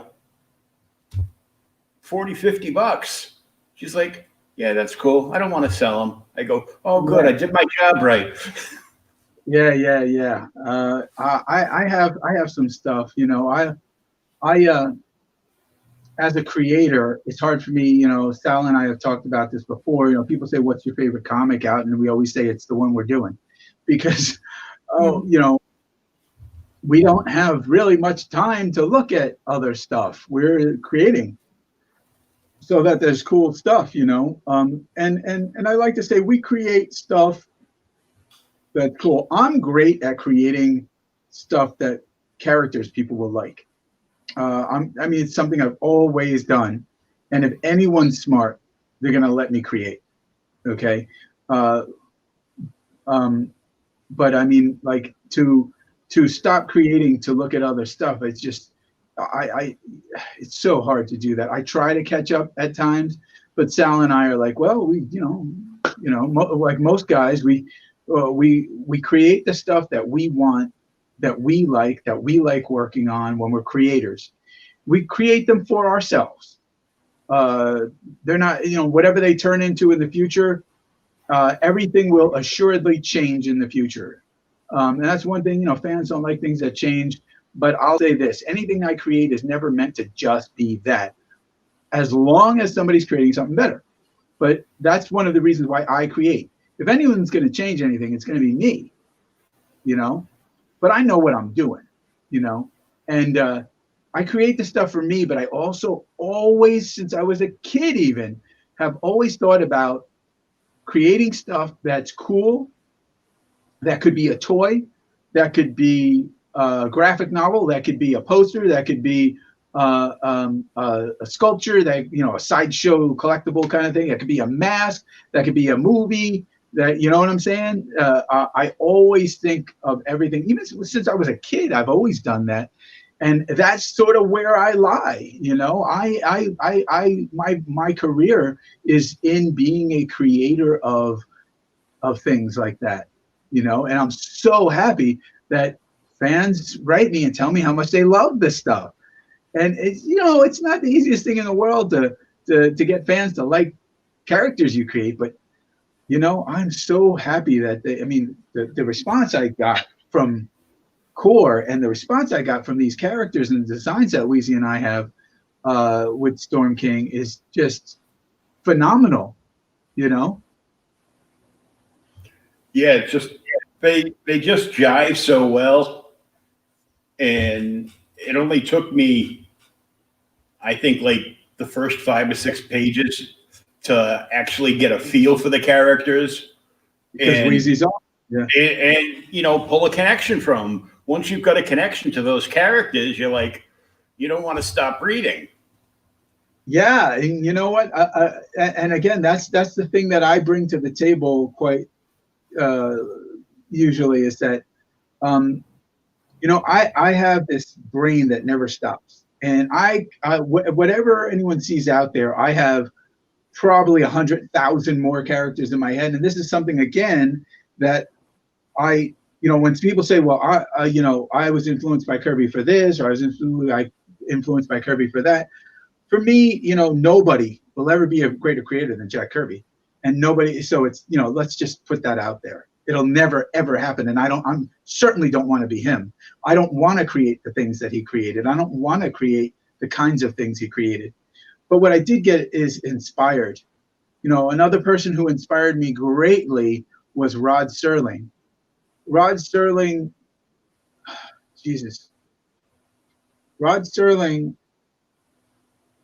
is everything that he was, the way that he talked about being a creator, creative rights, the hard work, the brilliant design. He could take some, you might have heard a story like that similar before on radio or something, or other shows that were out there. But you know what? Never quite the same when he did it. And that man, because he embodied that thing. So what I like to do is try to embody what I am and what I'm trying to create to come out in each project, because then it's more, it's genuine. These are genuine characters and stories. So I have another project I'm working on right now that I think everyone's going to love, and it'll go into production soon, hopefully in a few months. And I'm bringing to you guys a lot of the thought process of myself and my son and Jerry B. Mass, who joined together on my studio, Guy Dorian Senior Creatives, to create some new things for everyone. And man, there's some of the best stories. I think if I wasn't the creator with them, if it wasn't coming out of my studio, if I wasn't the main guy, I would freaking love it. and I get so, when I get excited, when we create something, or I'm sitting there and I create a drawing or character and I'm excited about it, I try to pull myself away as far as look. I can't tell, if people love my artwork. I can't see that myself because I'm drawing it, but I can see the character when it's done, and when I see something that makes me smile, bam, that's the one I use. So I could have 100,000 characters, and if I have 20 of them that I go, these are the ones that really made me smile, there you go, let's use that.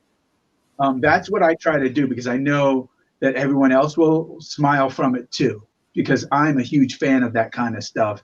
And if they and if I am in that, when I use that eye, that fan eye of mine for that stuff, I know they will. And I'm so happy that everyone is.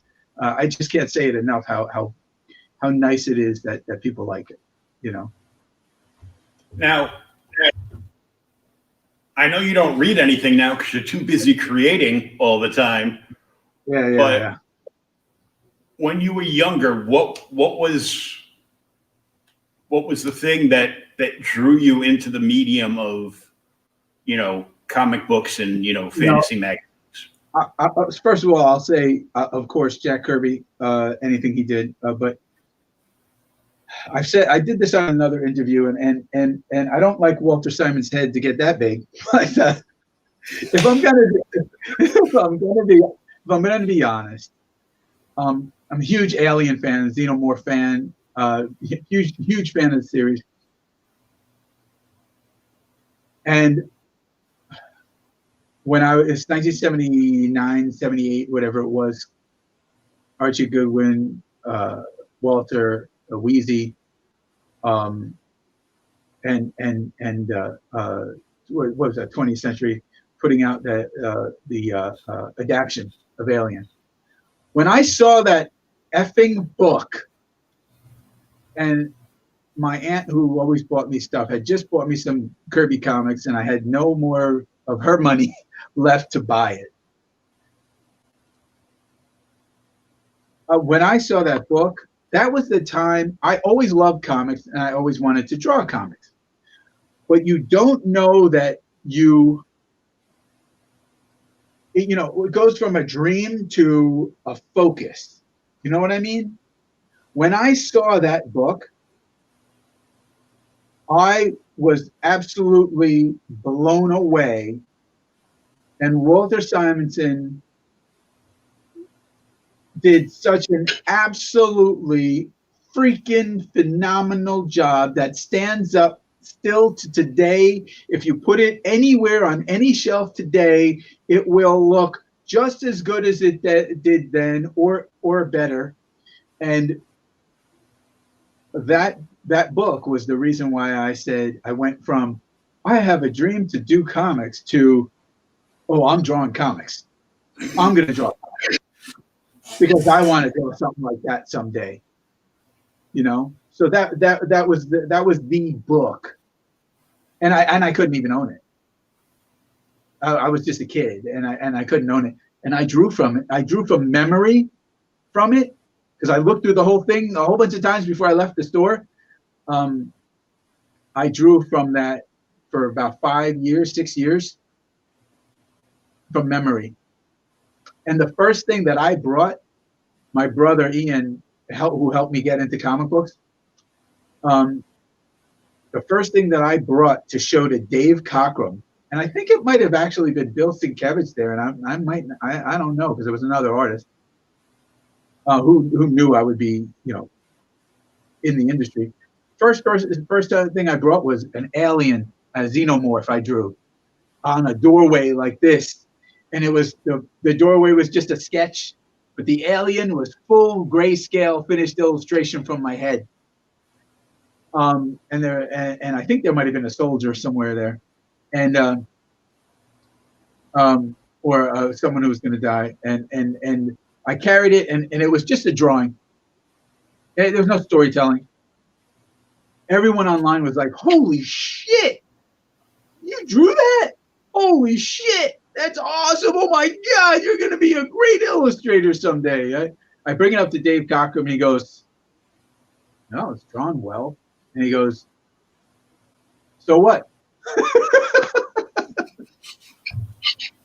Thanks, Dave. And I'm like, "What?" He goes, "So what?" He goes, "You want to be a comic book illustrator?" I said, "Yeah." He goes, "So you drew a great picture." It is a great picture. It's drawn really well. But can you tell a story at all? If you can't tell a story, then this drawing just means nothing. And so my brother and I went back, because my brother was there too, and we went back and started drawing right away.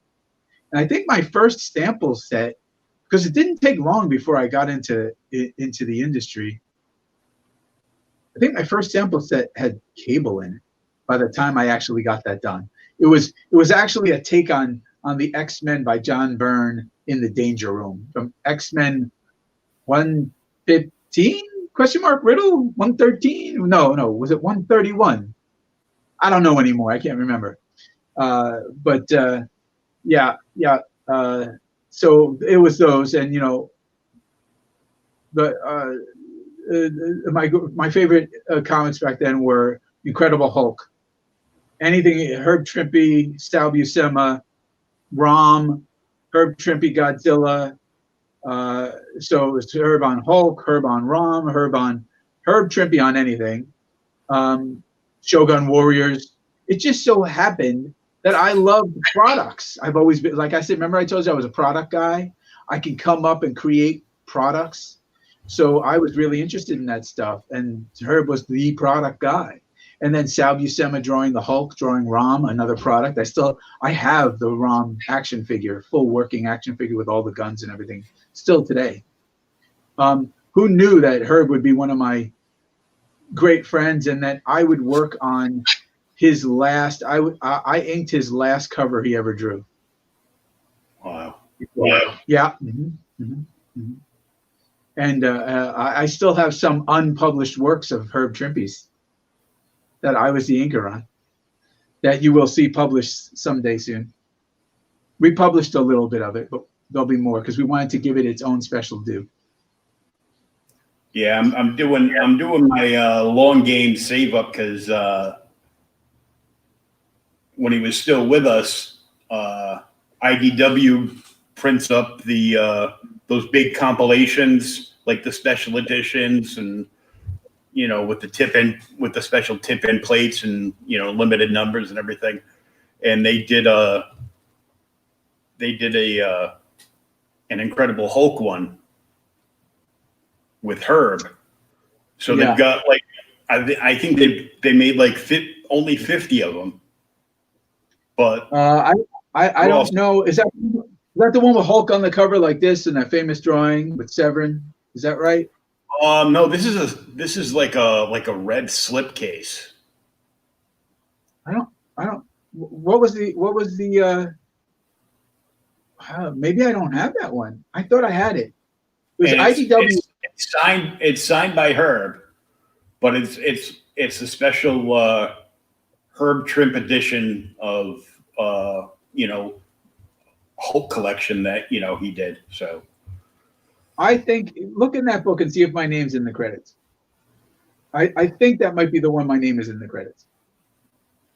I'll look. So, I gotta look it up because every month or so I'm looking. I go, well, okay.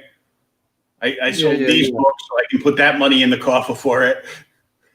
Yeah. You might see my name in the credits for the help with something. That's all, some scanning and stuff. If that might be the issue, because I thought it was.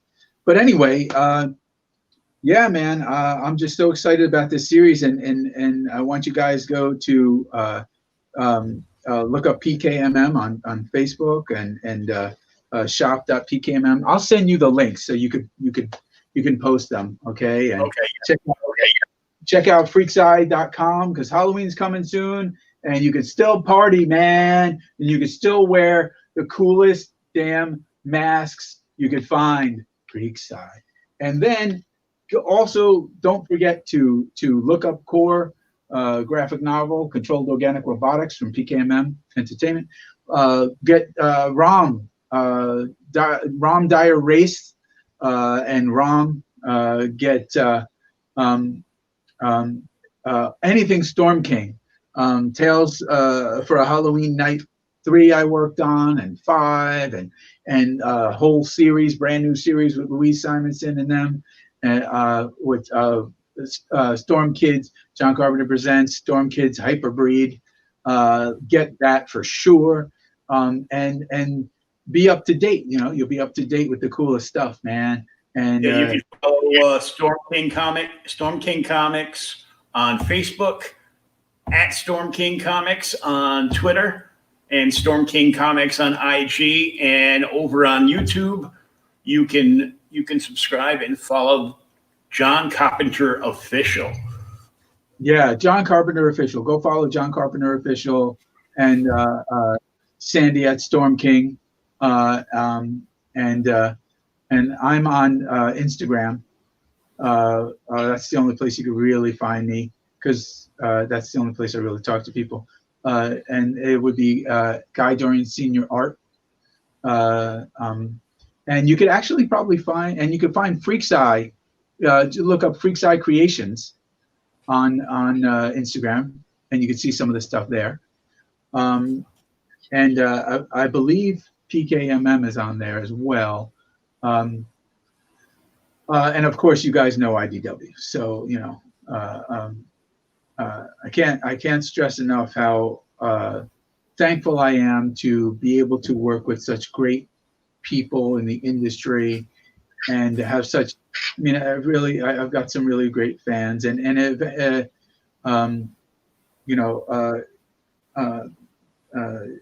you can contact my commissions agent, Mike Alderman. You can find Mike Alderman on Facebook, and you can I forget what his Instagram is, but I've been asked for many years to have a representative, so for doing commissions from home. I mean, I've always done my own commissions at conventions, so that's just me. But he's my official. You want to get a hold of someone online to order a commission from me from online, you would go to find Mike Alderman, and he has. If you look up Mike Alderman's, what's it called? Mike Alderman's Comic Book Corral. I know there's another word in there, and I'm missing it. You'll find him. But I'll give you his info. So if anybody wants any commissions, again, I only do high quality, one of a kind commissions. But you'll get cover quality, and it will be I will actually ink on those. So make sure you follow him there. Head over to Instagram and follow Freak's Eye and Guy Dorian Senior Art. And I want to thank you so much for coming and hanging out and showing us some awesome Halloween stuff and dropping all those names. You know what it is when a lot of people used to do interviews, they didn't mention the people who were part of what makes them great. So I promised myself I will make sure that I name people, so that I don't want to be a creator hog, a creative hog. I don't want to be a credit hog. So I always try to remember to give people their due. And if they worked on something, obviously, again, I try to work with the greatest. So for fans, you could mention a name, but they might hear 5 names that they like, but one name that they definitely are insane and love. So if I name these people, somebody might go, "Hey man, I freaking love Kelly Jones. Oh my God. Thank God you guys used Kelly Jones on something. Now I get the chance to buy it." Because as a fan of this stuff, when I see a creator doing something, the first thing I do in a comic shop is look for the artist. If I see something that Joe Prado and Ivan Reyes worked on, I'm getting it. If I see, Kelly Jones, I'm getting it.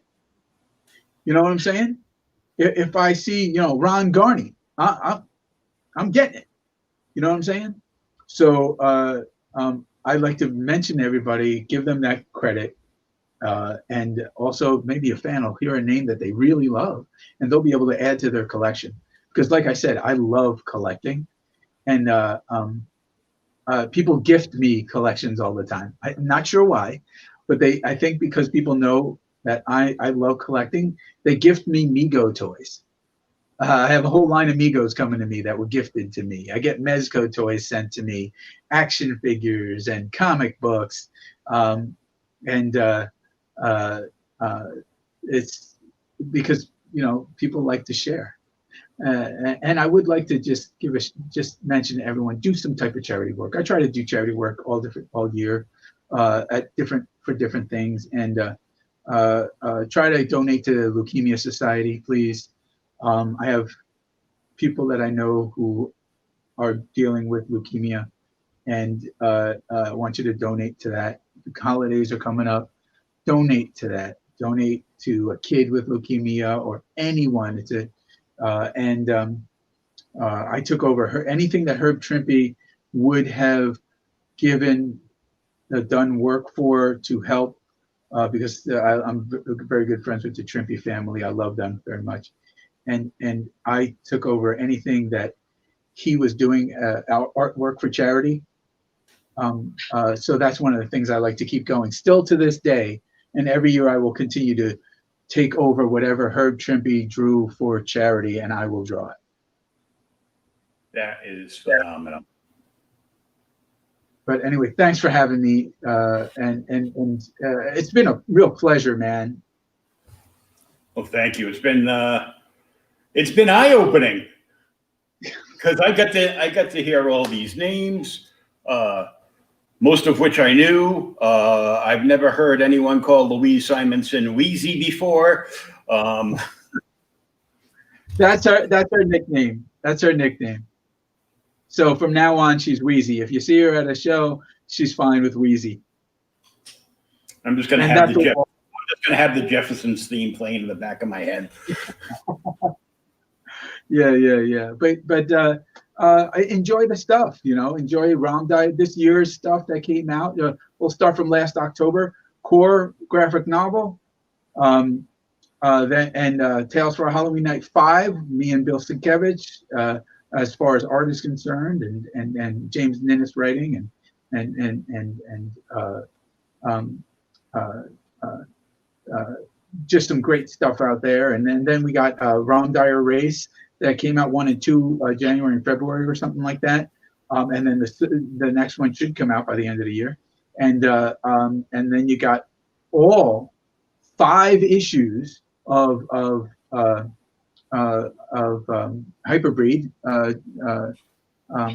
Storm Kids Hyperbreed, John Carpenter Presents, and then you'll have the graphic novel this fall as well. So, and then there should be there's a graphic novel coming out that I was editor on from PKMM Entertainment that was called Law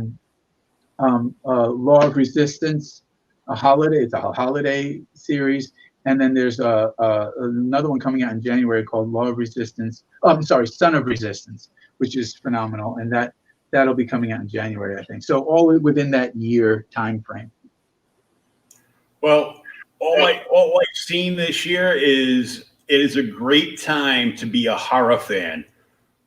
Yes. Because not just you and the Carpenters, but I've seen lots of other horror books coming out from all these other publishers as well.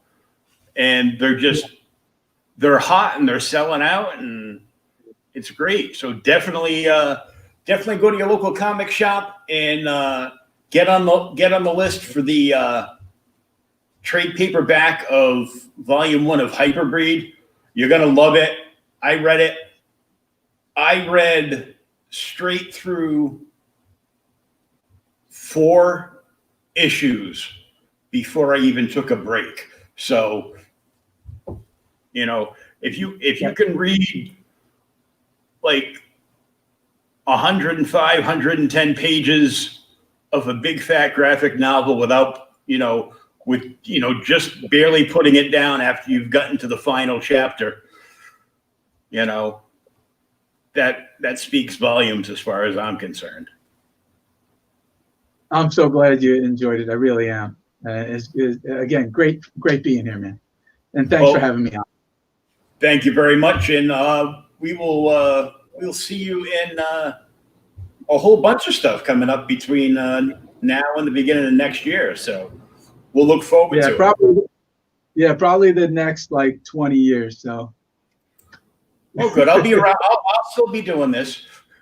I know you will, because we all love this stuff. Oh yeah, dream job right here. Hell yeah. All right, man. So thanks a lot. All right.